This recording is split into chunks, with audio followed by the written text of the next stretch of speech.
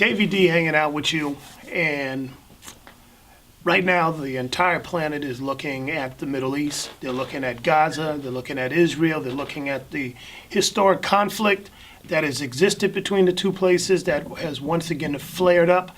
And I wanted to talk to a good friend of ours. His name is Hatem Bazian. He is a professor at UC Berkeley who specializes in the Middle East. And I wanted to talk to you, Hatem, not just in terms of what's going on, we'll get into that, but there oftentimes, we live in a day and time where I call it the information age, where there's so much coming at us, people can't really make sense of it. It's coming from the left, it's coming from the right, coming in the middle, it's coming across the computers, radio, what have you, and it's hard to shift through what is and what isn't. And I bring that up to say that when you have conflicts and you have people that hold power, in this information age, what you see is a rewriting of the narrative, and you see very slick framing of particular scenarios. So as Malcolm X said famously, if you're not careful, the media will, have you hating the victim and thinking the victim is actually, the aggressor is really the victim.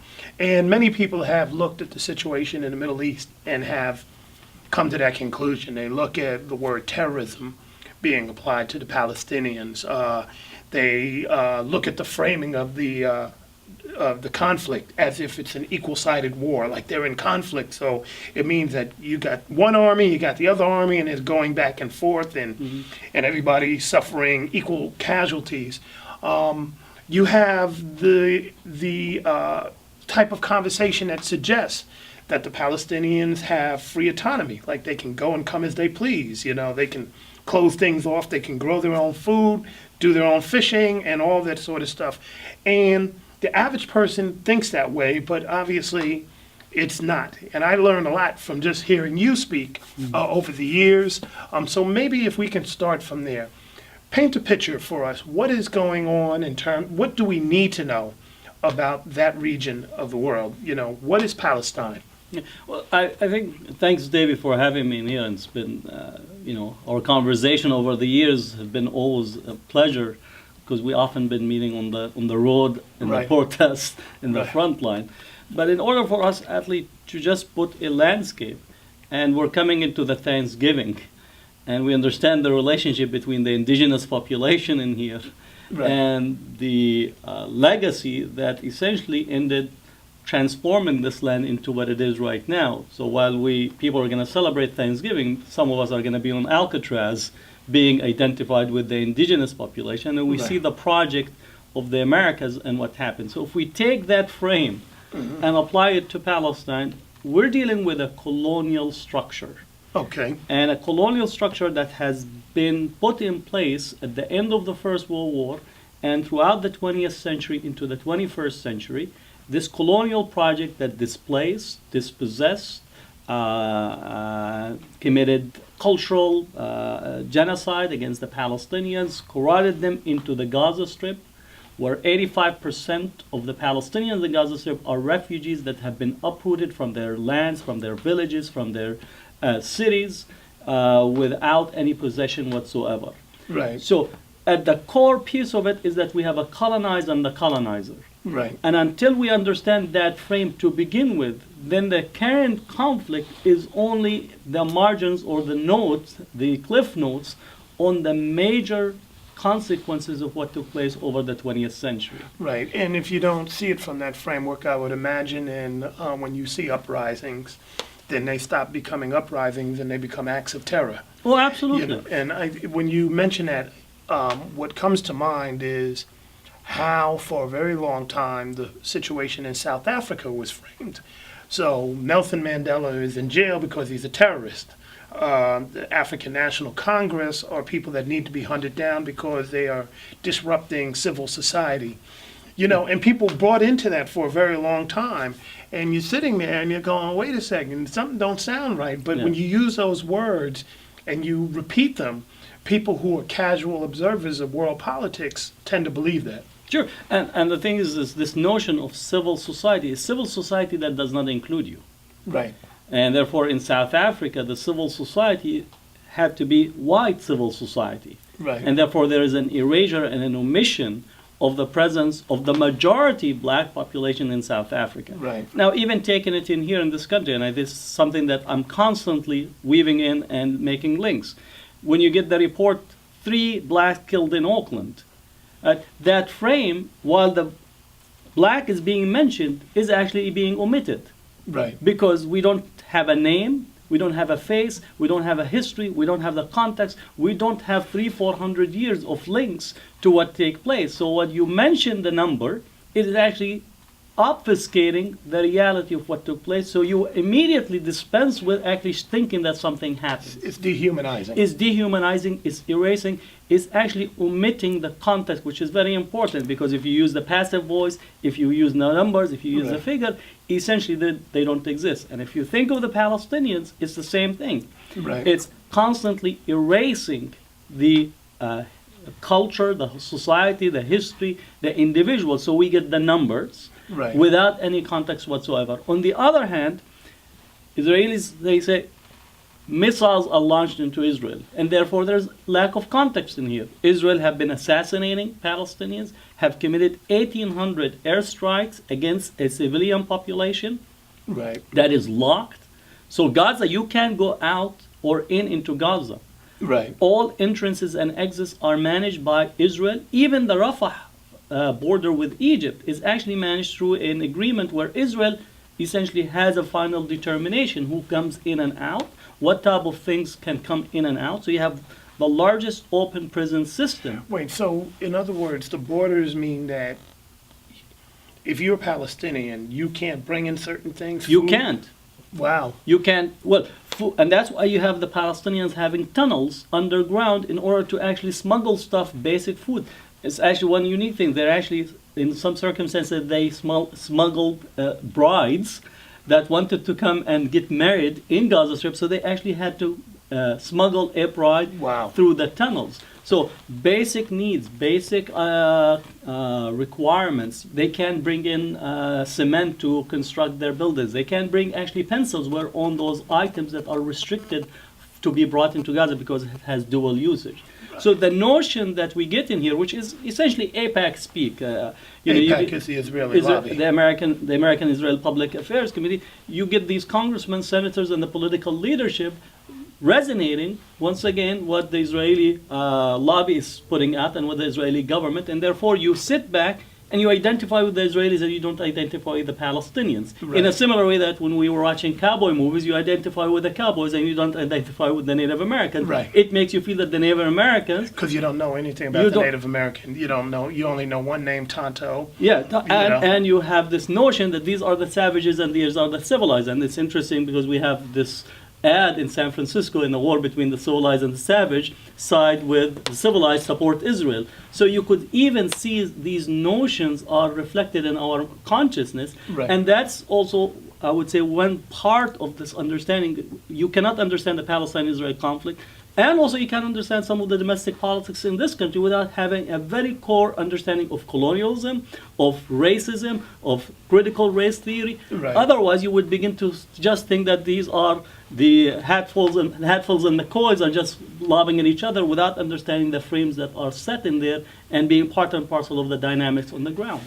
You know, Hatem, one of the things that we often hear when discussing the conflict in the Middle East, and also just a larger part of information warfare, is the battle of false equivalence. Mhm.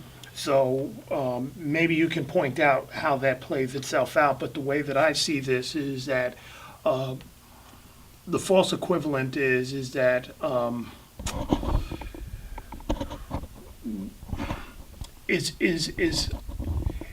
well, let me put it this way. I'll give an example where I saw the false equivalence was being in London the day that they had those bombings a few years ago. Mhm. I was there that day.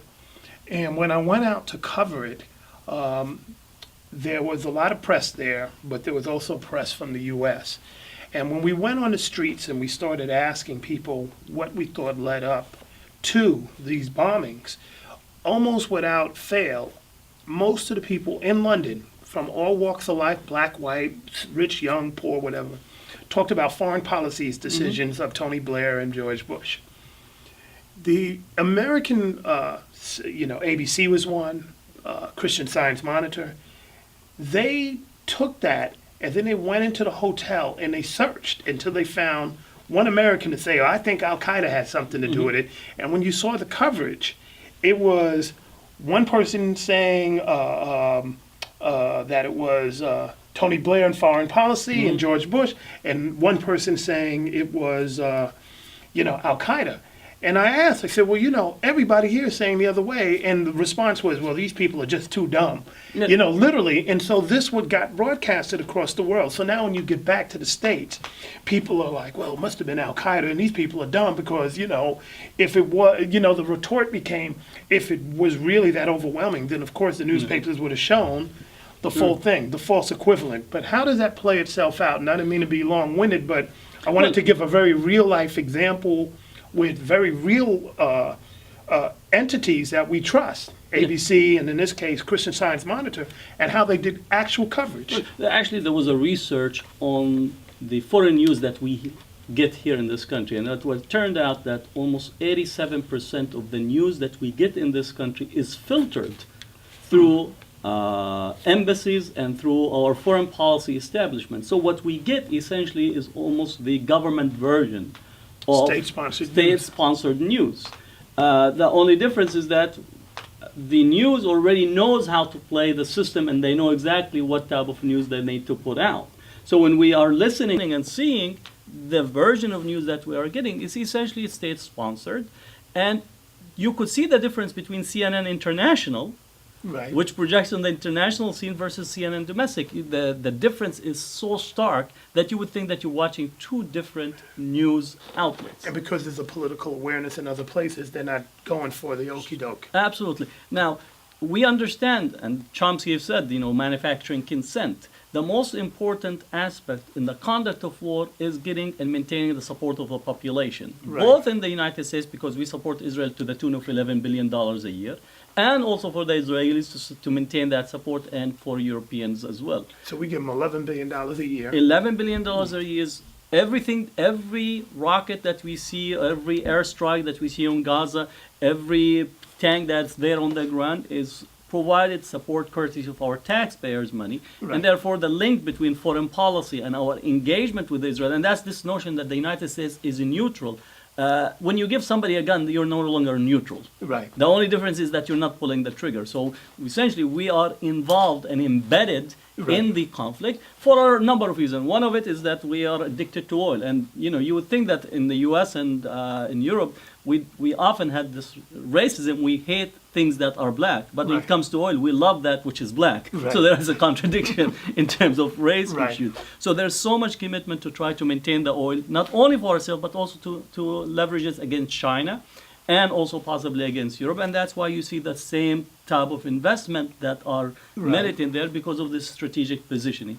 Domestically in the U.S., you have a very strong Israel lobby. You have a very influential political landscape that maintains every political aspect of our own society in lockstep behind Israel, and therefore that response prevents any type of articulation of a different notion or empathize and sympathize with the Palestinians, who are under international law, are occupied people, that they have the right to resist their occupier.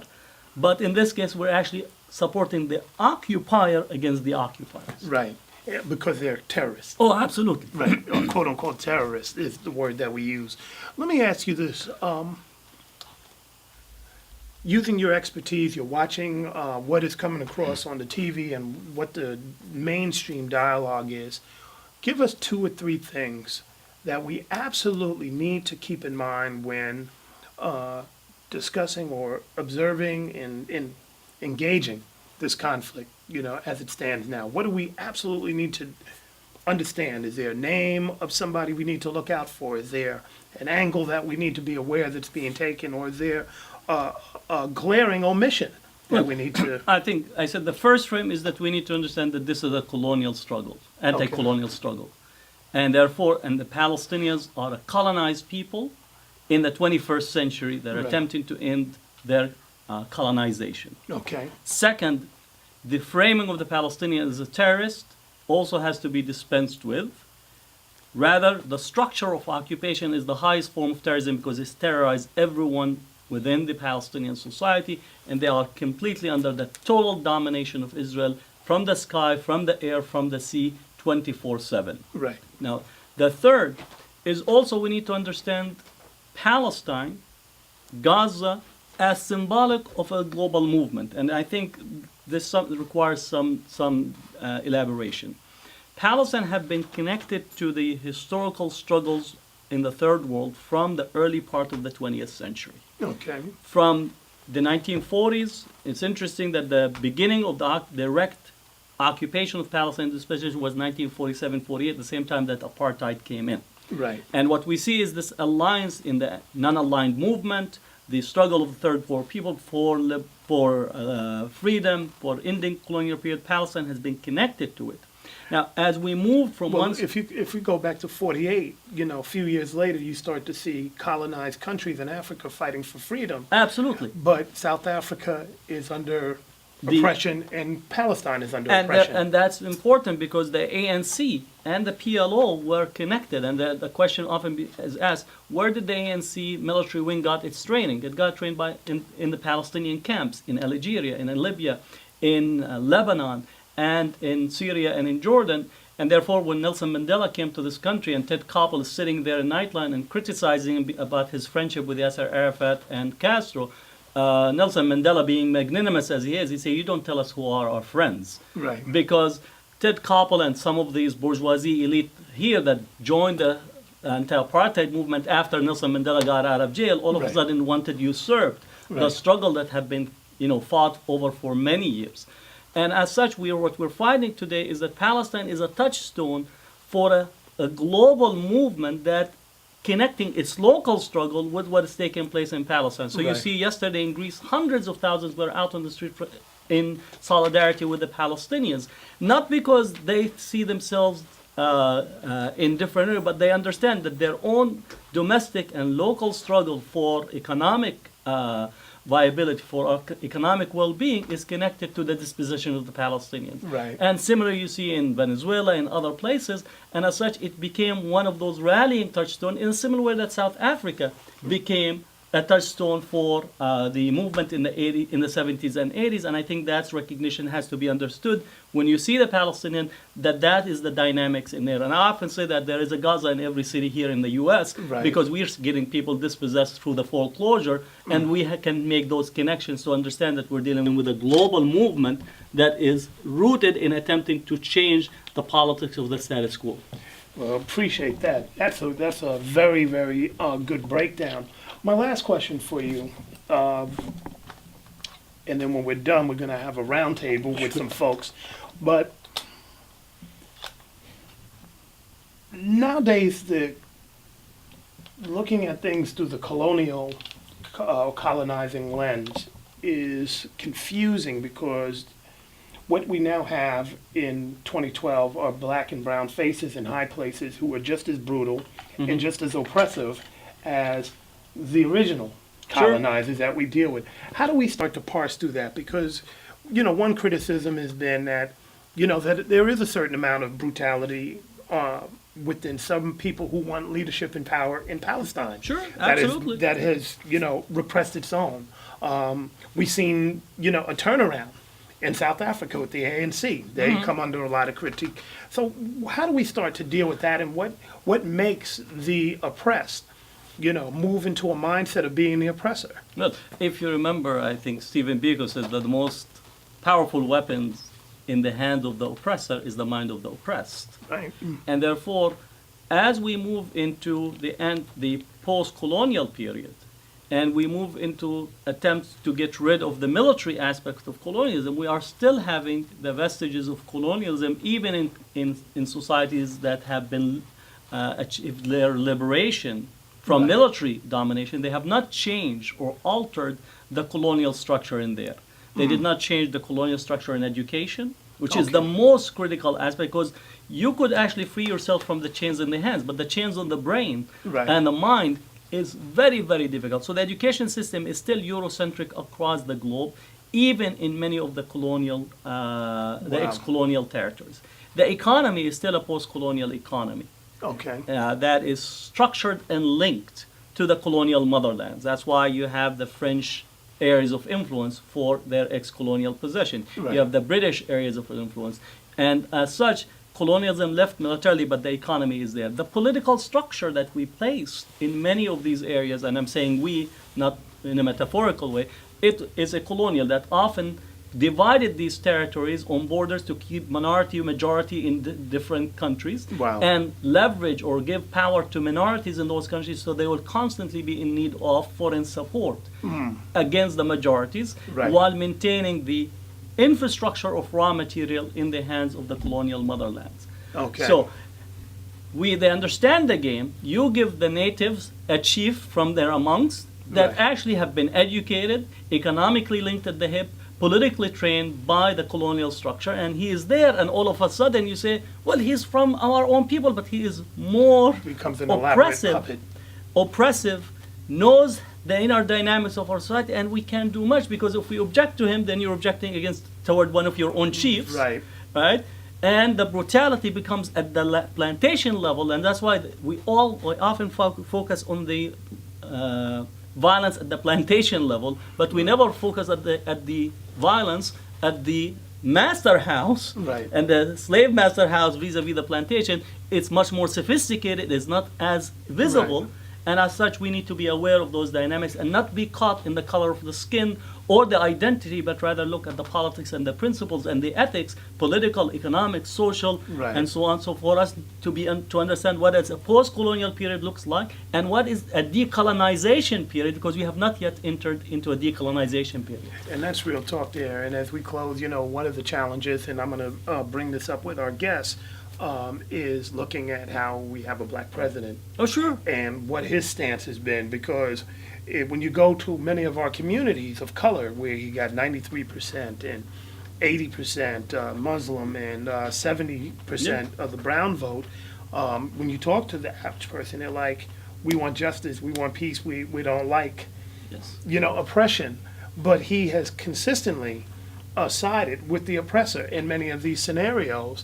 And before he got reelected, people excused it and said he's playing the game. Yes. But now he's still supporting, and he's already been reelected, which now is making everything come to a hold. Are you with us, or are you on the side? Are you on the side of freedom, or are you on the side of Well, oppression? I think, once again, the race identity card been played, meaning that we identified with the identity, and it's important it is, because it did break what you call a historical barrier toward race consciousness in this country, and I think there's progress in that. However, that progress should not be only at the surface level, and we need to begin to evaluate Right. where are we as a movement, where are we as a society, where are we in terms of what we want to see in terms of change. There have been more drone attacks during the Obama presidency than before. We had a list of actually individuals that are to be targeted killing by a constitutional law professor Right. that actually commit himself to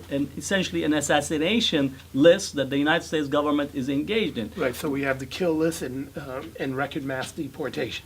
Record mass deportation, Guantanamo Bay is still functioning, the reauthorization of the a form of the Patriot Act that is far more intrusive on Right. the American society, and therefore many of us are thinking of hoping for the change, but hope has to be at least matched with deeds that many of us are looking for, and Right. I think what we need is to constantly mobilize and not to be comfortable that we broke in the race barrier in the Right. sense of the White House, but what we want is not only the race barrier, but we want actually the justice barrier that has to be broken for us to make a I think transformation. that's the key word, the justice barrier.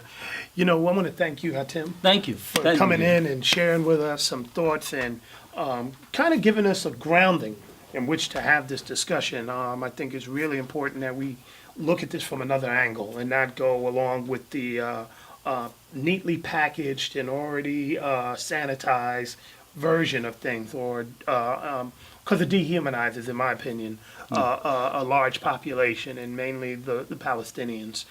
We don't know names, we don't know tribes, we don't know history. And I could have done a whole show just on that so people get a familiarity, like what are the religions? Is everybody Muslim? You know, Yeah. it's all these different things that we don't know about, but we have been definitely educated on what goes on with Israel. So I think the colonizing lens is a good one to start with.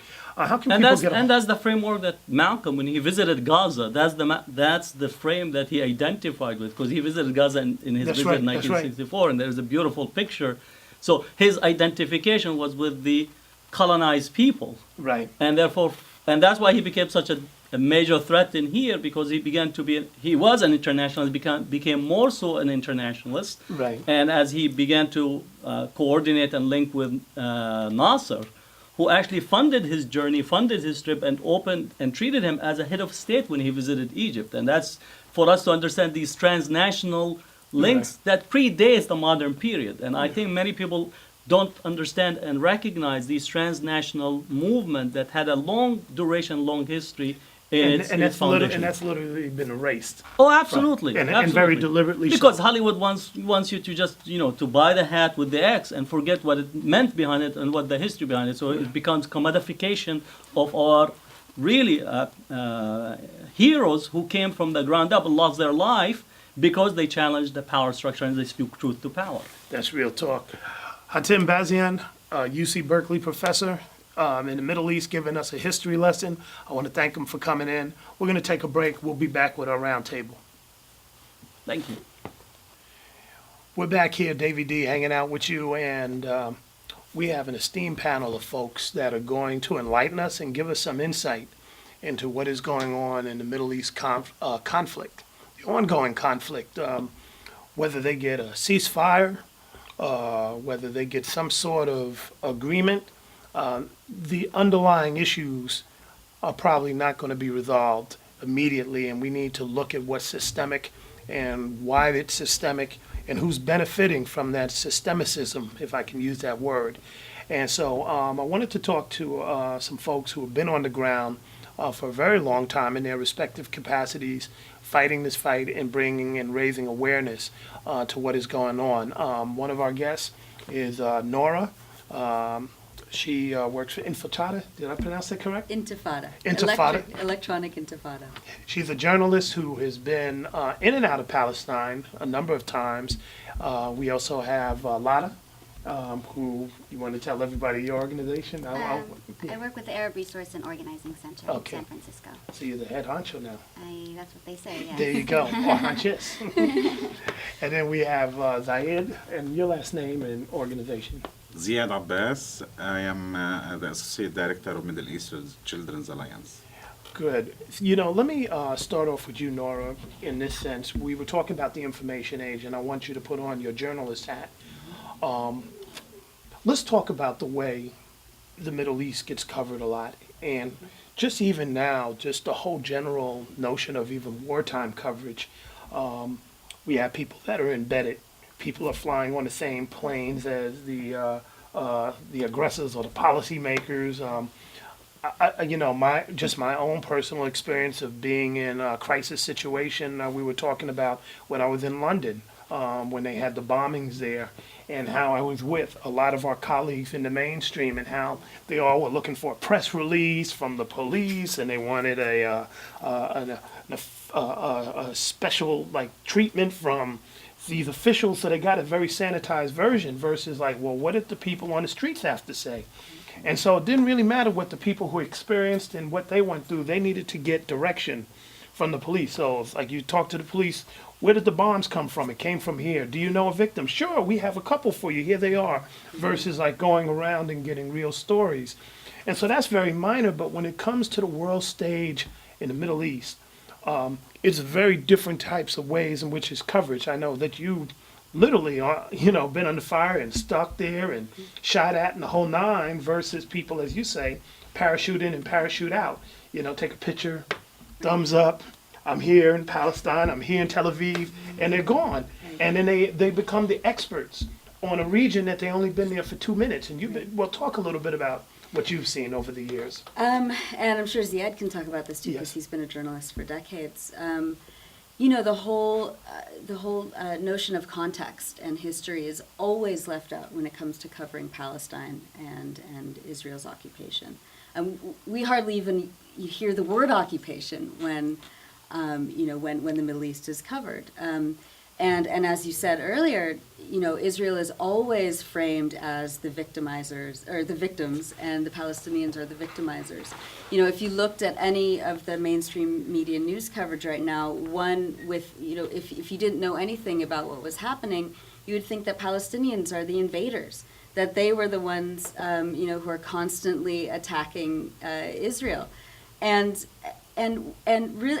it just flips the entire reality on its head. And unfortunately, the corporate news media, especially in the U.S. but in Europe as well, plays into this over and over again. We see, these Western journalists, as you said, parachuting down into Gaza when things are at its most vicious, like they are, over the last week and a half. But they're not parachuting by themselves. Right. They're with tanks right. and they're protected. They are protected. They're wearing their flak jackets and their helmets, and it's very dramatic. And they're referring to official press releases. They're referring to Israeli officials. They're referring to the bias that their news organization has already set out for them. Meanwhile, as we at the Electronic Intifada have always done, and as independent news media like yourself, like at KPFA and across Pacifica and Free Speech TV, we rely on citizen journalists, on people who are actually there reporting from their actual backyards. And right now there is a plethora of incredibly courageous journalists from Gaza who have been born and raised. Their families have been there for decades. Their families, most of them are refugees from the original expulsion in 1948. And they are the ones doing the work that needs to be done, getting that information out to the rest of the world. And unfortunately, their voices are usually silenced. Davey, what would you add to this? And forgive me for not recognizing you as a journalist, our senior journalist, but, talk a little bit about coverage and some of the things that you see that are definitely being missed. Actually, recently, because I'm watching and reading the news coming out from this country and from Palestine and even from Israel. And to be honest here, that the media inside Israel covered what's going on in Gaza Strip better than the media here. That's right. That's what I hear. And even they criticize Israel and they present, I'm not saying they are the best media, but comparing with United States of America or some other TV station or media network, especially in Italy, we call it Rai TV. They call it there Berlusconi Ono, Berlusconi Due, Berlusconi, Right. because it's like related to, owned by Berlusconi. They cover like some of the truth happening in the ground. Even you see some pictures coming in the Israeli media and the blogs, the strong pictures, which we will never see that in the American media or in certain kind of like TF1 in France or Rai TV in Italy or sometimes BBC. And I can say, like, I was watching CNN, which they have Anderson Cooper inside Gaza, and he has another correspondence in the Egyptian borders and the Israeli side, and you find like 80 to 85% of the news covered, it's Israeli resources. Right. And to be honest with you, according to my experience in the ground in Palestine, this is not media or this is not the coverage, it's Hollywood. You feel there's a filmmaker standing behind producing like a film, how they look, what they cover, which kind of words they use. And this is what I call it a brainwash. It's continuous to brainwash the people and keep the people far from the truth. But now in the age of citizen journalism, where everybody has, a lot of people are using Ustream and, they're getting the word out. We've seen a different type of tactic being used where journalists are now being attacked. We know, like in the Philippines, at one point, journalists were being killed, like I think 50 in 1 month, it's like boom, boom, boom, We just seen in the most recent thing here, where they were bombing buildings where the media was. And so as a journalist, your thoughts on just journalists being attacked, or is this something that has been going on historically and we just didn't see it. Actually, I was in jail many times because I was working as a journalist. Wow. We were suffering a lot, for example, from the censorship. I know that people, they don't know what is the meaning of censorship, but we had the Israeli military censorship, which they need to read and to be sure about each word will be published in the newspaper. Before midnight, you need to transfer all the articles, even the commercials, even the sport coverage, anything to the Israeli military censorship, and they need to give you the stamp. They should stamp the article to be published. And I remember actually in 1988-89, we were 62 Palestinian journalists. We were inside jail because the work we were doing in the first Intifada. Wow. And journalists, they are targeted because, to be honest, I can't say there is objective journalism. I am Palestinian before I am a journalist. I am Palestinian refugee. I grew up in a refugee camp before I am as a journalist. So I take a stand because you can't be in the middle between justice and injustice. You need to Right. take a stand as a journalist. But absolutely, you see the journalists, they are targeted everywhere. We saw cameramen, photographers, they were targeted and they were killed. We saw that in the war in Iraq in 2003 when they killed Al Jazeera crew, Tariq Ayoub. We lost a friend of us, actually, Noura and I, Mazen Dana, which he survived Palestine. He was injured, shot many times in Hebron city by settlers and by the Israeli army, and he went to cover with Reuters in Baghdad, and he was killed in Baghdad. He wasn't the one that they showed in the WikiLeaks thing. No. I The don't- I think WikiLeaks. that was Tariq Ayoub, Ayoub. actually. Tariq Yeah. Ayoub, But the he one was- from Al Jazeera, which Right. WikiLeaks. Okay. But we speak about other friends. He's a local person, and we have other friends. And right now we have Palestinian journalists. They are already in jail, in the Israeli jail. Wow. Because it's no matter what you are doing exactly. If you are a Palestinian and you are a journalist, no matter what, even you, if you are taking a stand against injustice, you are targeted. And we saw many journalists actually, they were shot and they were killed in Palestine or in other areas in Right. the world. So journalism, we should know when you go around the world, my experience has been it's not an easy job. It's actually a dangerous job when you're really trying to speak truth and get to the story. You're not cheerleading. And I think so much in this country has gotten to be a cheerleading. Can I get access to the president? Can I get a photo shoot with the senator? No, your job is not to get a picture with the president and go eat his shrimp and drink his wine at a state dinner. Your job is to get the story. And a lot of people have abandoned that. And their agencies have abandoned it because there's so much money to be had now in coming in other forms. Lada, let me ask you this. Change this a little bit. First, I want to find out what your organization does, but just looking at you and seeing that you are young, look young. What do you mean?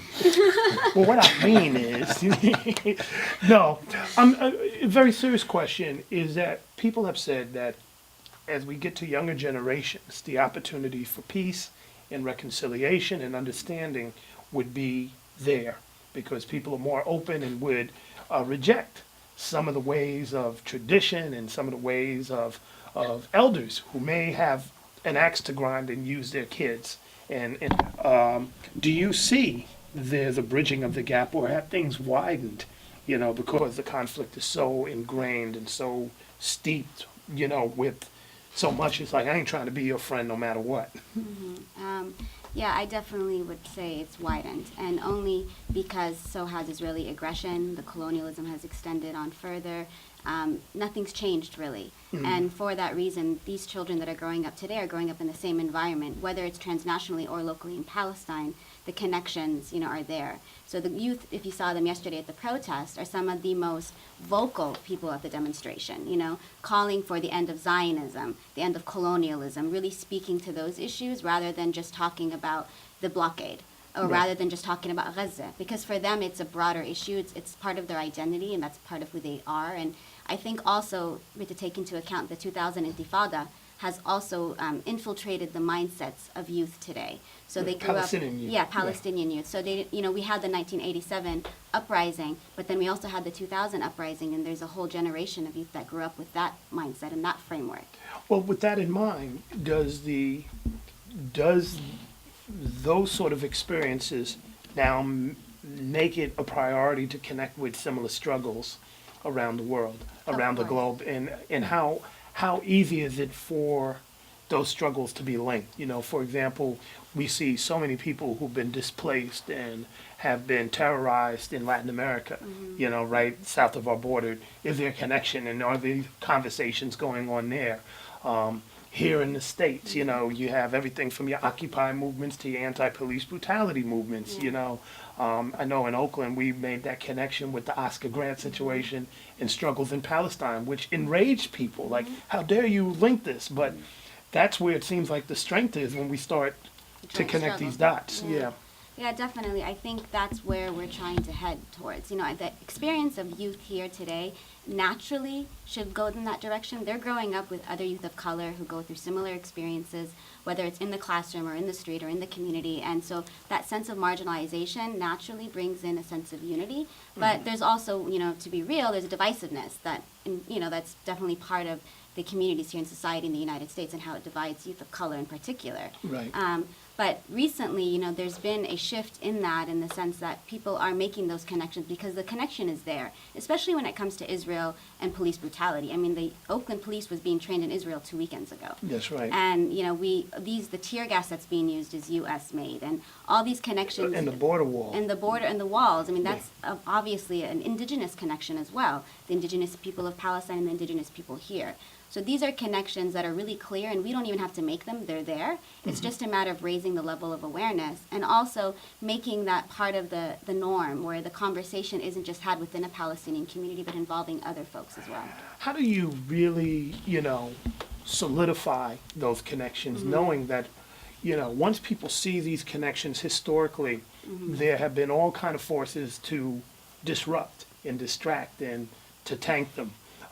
You know, plant seeds, like, you know, don't hang out with those Arab people, you know, don't hang out with these, you know, I mean, you have people that come and put that in there to keep things divided. From your standpoint, you know, how do you feel coalitions in these similar types of struggles and the resistance that is coming out from so many places, how do you keep that really stoked and intact? I think it has to move beyond the activists, right? So in coalition building, it's often just the leaders of different organizations and nonprofits, and you sit together and we're all like-minded and we agree and we move forward with events, right?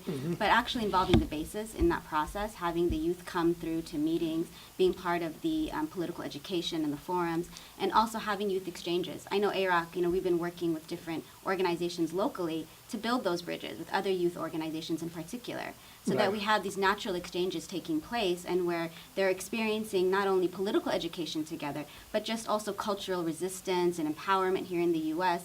and finding a sense of relationship building that actually leads to more changes in the long term. You know, one of the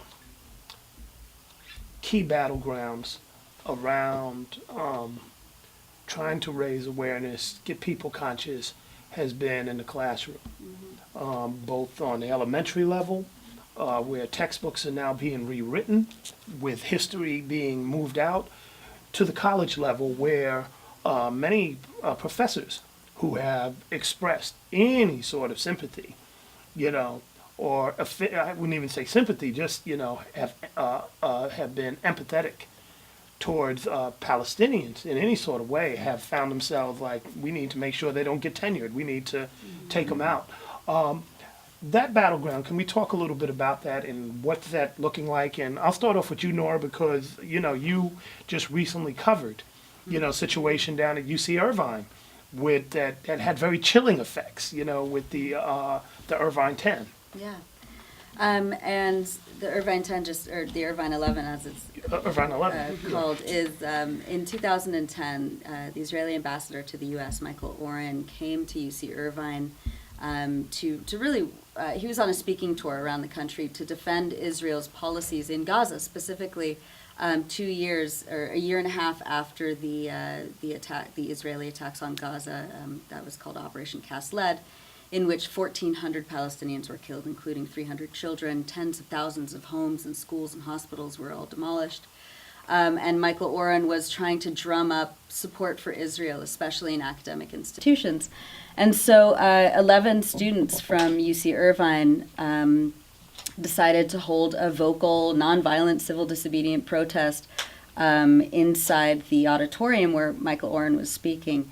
They all happened to be of Muslim faith, these 11 students, and they were all arrested by UC Irvine police. And then not only did the University of California administration punish them, and they put the Muslim Student Union on probation for a while, but they also, the Orange County District Attorney's Office then took it upon themselves to launch a prosecution against these 11 students, charging them with misdemeanor counts of disrupting a meeting, a charge that hadn't been used in California since the 1970s. So it was a targeted attack, basically to send a message against these students that you do not have the right to free speech, and that this administration and the county, as a political entity, will defend a foreign state, and not the citizens who live in that county. Right, it seems like it went beyond freedom of speech. That's right.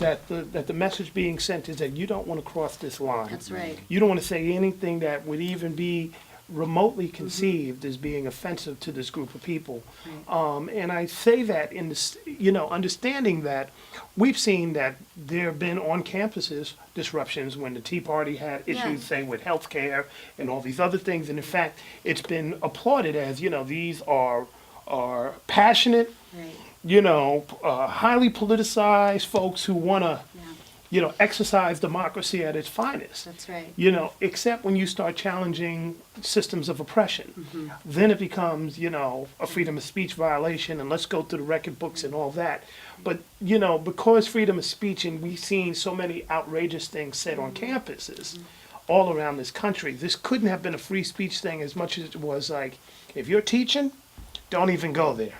If you're a student, don't even write there. It's a criminalization Right. of Palestinian activism is That's what right. it is. It's not about free speech, because obviously free speech is relative to whoever is enforcing it. Right. When there's racist people, attacking youth of color, that's free speech. Whereas when Palestinians are organizing on campus, that's hate speech. And Right. so we have to also put that in perspective, even with the muni bus ads that were running around San Francisco. What are the muni bus ads for people who don't know The outside San Francisco muni bus ads had ads that were calling Palestinians and Muslim savages, right?